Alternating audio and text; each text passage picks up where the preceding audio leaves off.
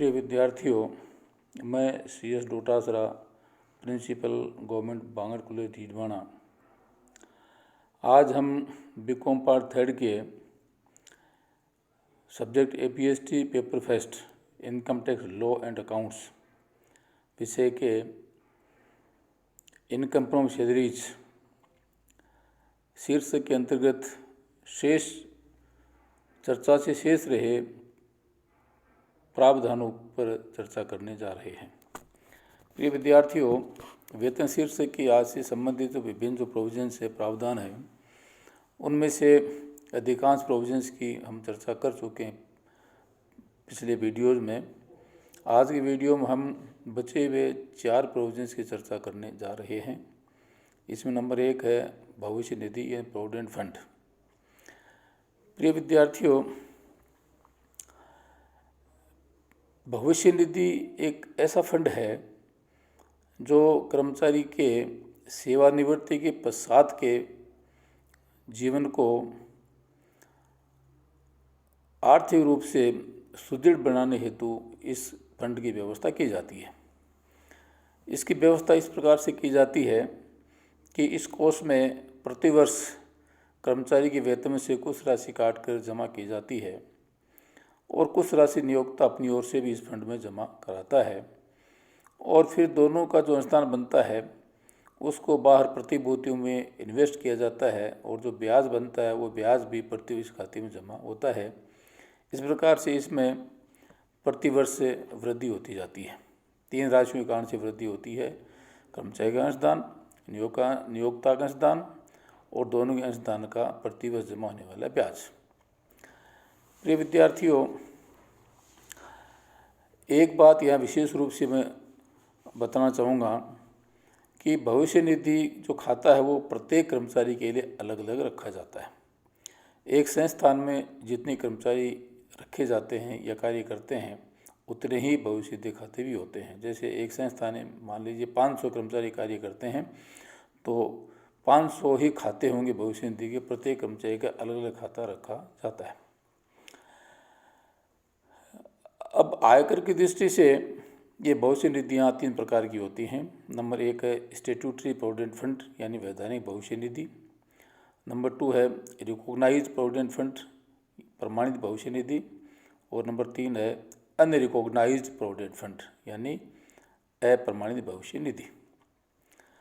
Number 1 प्रमाणित वैधानिक भविष्य निधि statutory provident fund. Provident fund act 1925 के तहत जो फंड रखा जाता है उसको स्टैट्यूटरी प्रोविडेंट फंड कहा जाता है। यह सामान्यतया सरकारी और असरकारी कर्मचारियों के लिए ही रखा जाता है। जैसे सरकारी कर्मचारी, स्थानीय सत्ता के कर्मचारी, विश्वविद्यालय कर्मचारी, निगम के कर्मचारी, इनके लिए ये स्टैट्यूटरी प्रोविडेंट फंड रखा जाता है। नंबर 2 है रिकॉग्नाइज्ड प्रोविडेंट फंड यानी प्रमाणित भविष्य निधि। प्रिय विद्यार्थियों, गैर सरकारी संस्थाओं जैसे बड़ी कंपनीज या बड़े व्यापारिक प्रतिष्ठान हैं वो ये भविष्य निधि मेंटेन करते हैं, और आयकर आयुक्त द्वारा अनुमोदित यानी अप्रूव्ड यानी रिकॉग्नाइज जो फंड होता है उसको प्रमाणित भविष्य निधि कहा जाता है, और ये गैर सरकारी कर्मचारियों के लिए रखा जाता है। नंबर 3 है अनरिकॉग्नाइज्ड प्रोविडेंट फंड यानी अप्रमाणित भविष्य निधि। प्रिय विद्यार्थियों, ये भी गैर सरकारी कर्मचारियों के लिए रखा जाता है, परंतु ये छोटे व्यापारियों द्वारा अपने कर्मचारियों हेतु इसको रखा जाता है। आयकर की दृष्टि से इसमें 4 महत्वपूर्ण बिंदु बनते हैं और उसके अनुसार ही हम आगे बढ़ेंगे। पहला है कर्मचारी का अंशदान, नंबर 2 है नियोक्ता का अंशदान, नंबर 3 है दोनों के अंशदान का प्रतिवर्ष जमा होने वाला ब्याज, और नंबर 4 है सेवानिवृत्ति के पश्चात प्राप्त होने वाली एकमुश्त राशि यानी एक्युमुलेटेड बैलेंस। प्रिय विद्यार्थियों, इन फंड्स में यानी प्रोविडेंट फंड में जो प्रतिवर्ष वृद्धि होती है वो 3 कारणों से होती है: एक कर्मचारी का अंशदान, नियोक्ता का अंशदान और दोनों के अंशदान का ब्याज। अब तीनों स्टेज पर ये प्रावधान, ये प्रोविजन क्या कहता है, इसकी चर्चा हम करने जा रहे हैं। प्रिय विद्यार्थियों, प्रतिवर्ष जो कर्मचारी का अंशदान भविष्य निधि खाते में जमा किया जाता है वो तीनों ही भविष्य निधियों दशा में पूर्णतया कर योग्य माना जाता है। नंबर 2 है नियोक्ता का स्थान। वैधानिक तथा अप्रमाणित भविष्य निधि दशा में प्रतिवर्ष जमा होने वाला नियोक्ता का अंशदान पूर्णतया करमुक्त माना जाता है, परंतु प्रमाणित भविष्य निधि की दशा में वेतन के 12% के बराबर ही नियोक्ता का अंशदान करमुक्त माना जाता है। यदि 12% से अधिक की राशि हो तो अधिक की राशि को वेतन शीर्षक की आय में कर योग्य माना जाता है। नंबर 3 है प्रतिवर्ष जमा होने वाला ब्याज। प्रिय विद्यार्थियों, ये फंड की राशि का नियोक्ता बार इन्वेस्टमेंट करता है, विनियोजन करता है और उस पर जो ब्याज मिलता है वो भी उसके खाते में जमा कर दिया जाता है। तो ब्याज का ये प्रावधान है कि वैधानिक तथा अप्रमाणित भविष्य निधि दशा में प्रतिवर्ष जमा होने वाला ब्याज पूर्णतया कर मुक्त होता है, परंतु यदि निधि यानी फंड अप्रमाणित हो तो 9.5% की दर तक ही ब्याज कर मुक्त होता है और यदि 9.5% से अधिक की राशि हो तो अधिक की राशि को वेतन शीर्षक की आय में कर योग्य माना जाता है।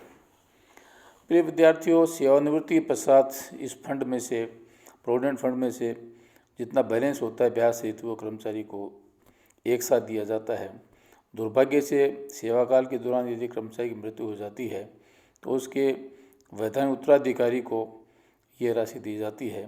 वैधानिक उत्तराधिकारी के लिए तो ये राशि पूर्णतया करमुक्त होती है, परंतु यदि कर्मचारी स्वयं को प्राप्त होती है एक मुक्त राशि तो उसका प्रावधान इस प्रकार से है। नंबर 1 है वैधानिक भविष्य निधि। प्रिय विद्यार्थियों, सेवानिवृत्ति के पश्चात वैधानिक भविष्य निधि से प्राप्त होने वाली एकमुश्त राशि को पूर्णतया करमुक्त माना जाता है। नंबर 2 है प्रमाणित भविष्य निधि से प्राप्त होने वाली एकमुश्त राशि। प्रिय विद्यार्थियों, यदि कर्मचारी लगातार 5 वर्ष सेवा करने के पश्चात सेवानिवृत्त होता है तो उसे जो एकमुश्त राशि प्राप्त होती है उसको भी पूर्णतया करमुक्त माना जाता है। यदि 5 वर्ष से पूर्व किसी ऐसे कारण से रिटायर होता है जिस पर कर्मचारी का नियंत्रण नहीं हो तो उस स्थिति में भी एकमुश्त राशि पूर्णतया करमुक्त माना जाता है। और अन्य कारणों से यानी कर्मचारी स्वेच्छा से सेवा छोड़ता है तो उस केस में अप्रमाणित का प्रावधान लागू करते हुए नियमानुसार राशि को कर योग्य भी माना जाता है। प्रिय विद्यार्थियों, यदि कोई कर्मचारी दूसरे नियोक्ता के यहाँ सेवा करना प्रारंभ कर देता है और पूर्व नियोक्ता के यहाँ रखा गया जो खाता है अप्रमाणित भविष्य निधि का, वो भी प्रमाणित भविष्य निधि खाता वो दूसरे नियोक्ता के यहाँ ट्रांसफर कर दिया जाता है और दूसरे नियोक्ता के यहाँ से जब वो रिटायर होता है तो पूर्व नियोक्ता और वर्तमान नियोक्ता दोनों की अवधि मिलाकर यदि 5 वर्ष से अधिक बनती है तो इस फंड से जो एकमुश्त राशि प्राप्त होती है उसको पूर्णतया करमुक्त माना जाता है। अब तीसरा जो फंड है उस पर चर्चा करेंगे। तीसरा फंड है अनरिकॉग्नाइज्ड प्रोविडेंट फंड, यानी अप्रमाणित भविष्य निधि से सेवानिवृत्ति पर प्राप्त होने वाली एकमुश्त राशि। प्रिय विद्यार्थियों, एकमुश्त राशि जो प्राप्त होती है उसमें 4 प्रकार की राशियाँ होती हैं। नंबर 1 है कर्मचारी का अंशदान, इसको पूर्णतया करमुक्त माना जाता है। नंबर 2 है कर्मचारी के अंशदान का ब्याज, ये कर योग्य तो होता है परंतु वेतन शीर्षक की आय में कर योग्य नहीं होता है, बल्कि इनकम फ्रॉम अदर सोर्सेज का जो 5वां हेड है इनकम का, उस हेड में इसको कर योग्य माना जाता है। उसके बाद में 2 राशियाँ बचती हैं, एकमुश्त राशि में से नियोक्ता का अंशदान और नियोक्ता के अंशदान का ब्याज। तो प्रिय विद्यार्थियों, अप्रमाणित भविष्य निधि से जो एकमुश्त राशि प्राप्त होती है उसमें से नियोक्ता का अंशदान व नियोक्ता के अंशदान का ब्याज वेतन शीर्षक की आय में कर योग्य माने जाते हैं। इस प्रकार से हमने प्रोविडेंट फंड प्रोविजन पर चर्चा की है। मैं समझता हूँ ये आपके लिए अत्यंत उपयोगी सिद्ध होगी। आज का दूसरा प्रोविजन है ट्रांसफर बैलेंस यानी स्थानांतरित शेष। प्रिय विद्यार्थियों, जब कर्मचारी के लिए अन्य रिकॉग्नाइज्ड प्रोविडेंट फंड रखा जाता है और कुछ वर्ष पश्चात आगे विभाग की आवश्यक शर्तें पूर्ति किए जाने पर यदि कर्मचारी की ओर से नियोक्ता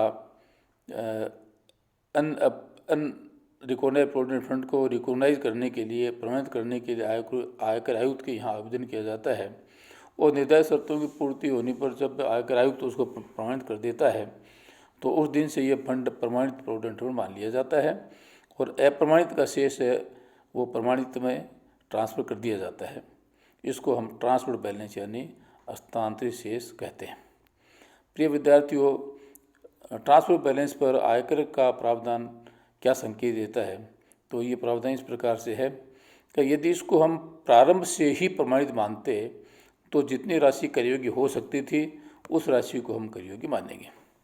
उदाहरण के तौर पे नियोक्ता का अंशदान वेतन के 12% तक करमुक्त होता है और अधिक राशि कर योग्य होती है, तो ट्रांसफर बैलेंस की जो राशि है नियोक्ता अंशदान रूप में, उसमें से वेतन की 12% राशि घटाई जाएगी शेष राशि, और प्लस से जो ब्याज नियोक्ता अंशदान का जो ब्याज जमा हुआ है वो ब्याज माइनस 9.5% की दर से ज्ञात राशि, इन दोनों अधिक की राशियों का योग किया जाएगा और योग की राशि को हम ट्रांसफर बैलेंस के नाम से वेतन शीर्षक के आय में कर योग्य मानते हैं।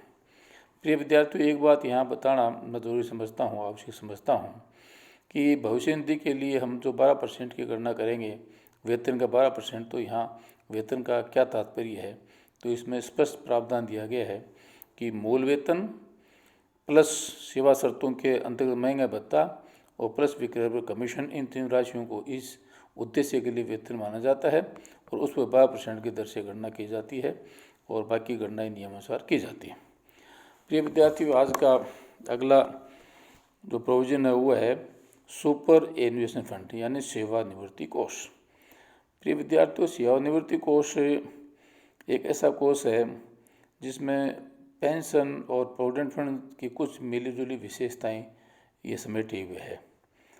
इसमें फ़र्क ये है कि भविष्य निधि खाते प्रत्येक कर्मचारी के लिए अलग अलग रखे जाते हैं और सेवानिवृत्ति कोष है वो पूरी संस्थान के लिए एक ही रखा जाता है और उसी फंड में सभी कर्मचारियों का अंशदान, नियोक्ता का अंशदान, ब्याज वो सब जमा किए जाते हैं। अब इसमें आयकर दृष्टि से क्या प्रावधान बनता है? तो प्रिय विद्यार्थियों, ये जो सुपर एनुएशन फंड है सेवानिवृत्ति कोष वो दो प्रकार का होता है। नंबर एक है अप्रूव्ड सुपर एनुएशन फंड यानी अनुमोदित सेवानिवृत्ति कोष। इसमें जो सेवानिवृत्ति के पश्चात जो वार्षिक प्राप्त होती है वो सभी कर्मचारियों के लिए पूर्णतया कर योग्य मानी जाती है। इस फंड में प्रतिवर्ष जो कर्मचारी का अंशदान जमा किया जाता है वो पूर्णतया कर योग्य माना जाता है। नियोक्ता अपनी ओर से जो अंशदान देता है वो 1.5 लाख रुपये तक करमुक्त होता है और 1.5 लाख से अधिक की राशि को कर योग्य माना जाता है, और जो प्रतिवर्ष ब्याज जमा होता है उसको पूर्णतया करमुक्त माना जाता है। यदि कर्मचारी को सेवानिवृत्ति के पश्चात एक बहुत राशि प्राप्त होती है तो उसको भी सामान्यतया पूर्णतया करमुक्त माना जाता है।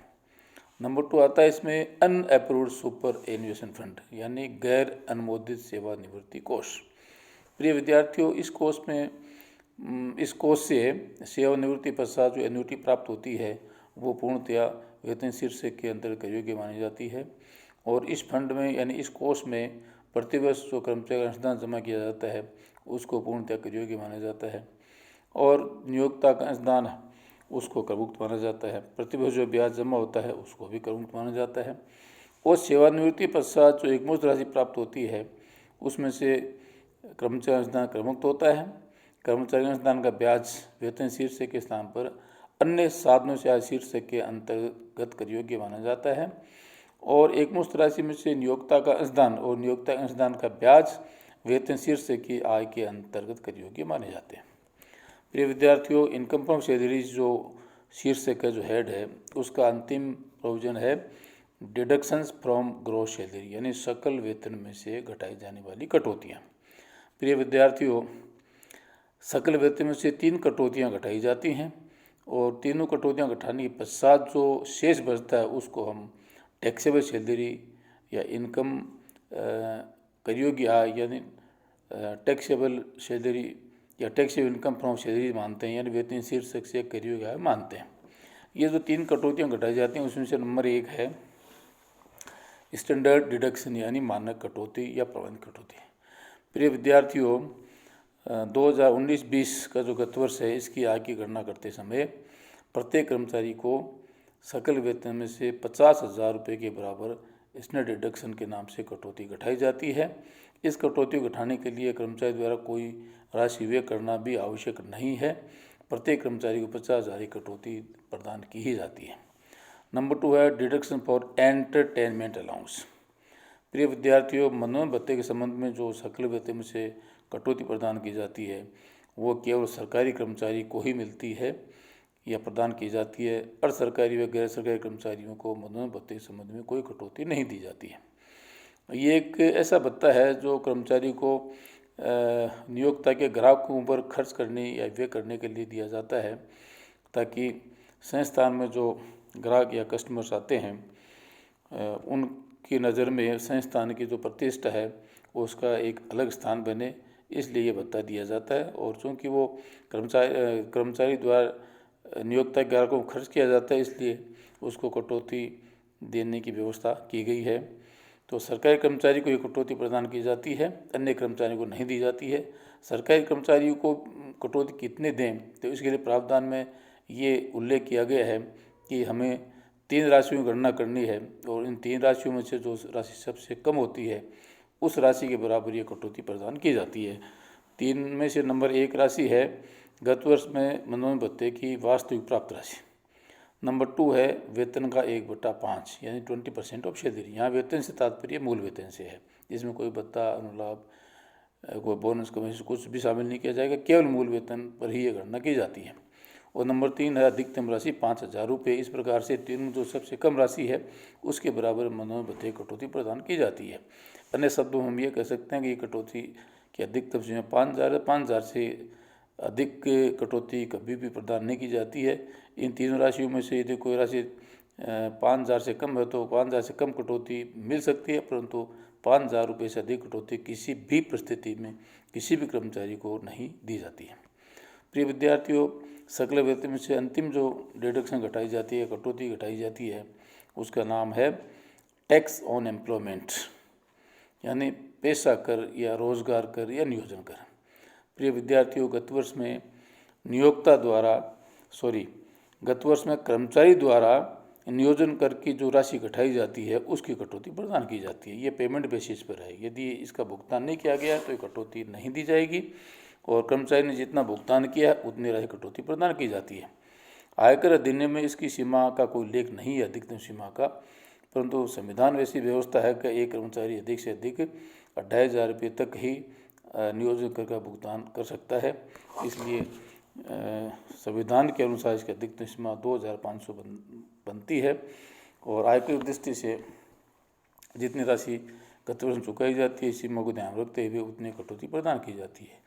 प्रिय विद्यार्थियों, यदि कर्मचारी के नियोजन कर या रोजगार कर का भुगतान नियोक्ता द्वारा किया जाता है तो सबसे पहले नियोक्ता द्वारा चुकाई गई राशि को कर्मचारी के दायित्वों का नियोक्ता द्वारा भुगतान मानते हुए वेतन सेवा में शामिल की जाती है और इसके पश्चात जितनी राशि का भुगतान किया गया उसकी कटौती भी प्रदान की जाती है। इस प्रकार से सकल वेतन में से 3 कटौतियाँ घटाई जाती हैं। इसकी विस्तृत चर्चा आपके समक्ष रखी है। मैं समझता हूँ आज का वीडियो आपके लिए बहुत उपयोगी और लाभदायक सिद्ध होगा। प्रिय विद्यार्थियों, मैं आपसे आग्रह करना चाहूँगा कि आप इस वीडियो को ज़रूर सुने। ये आपके ज्ञान में वृद्धि इससे आपकी ज्ञान में वृद्धि होगी तो परीक्षा की दृष्टि से भी ये आपके लिए उपयोगी सिद्ध होगा। तो आप स्वयं इस वीडियो सुने और अपने मित्र साथियों को, छात्र मित्रों को भी इस वीडियो को सुनने के लिए मोटिवेट करें, प्रेरित करें, ताकि ये उनके लिए भी उपयोगी सिद्ध हो। बहुत बहुत धन्यवाद। Thank you.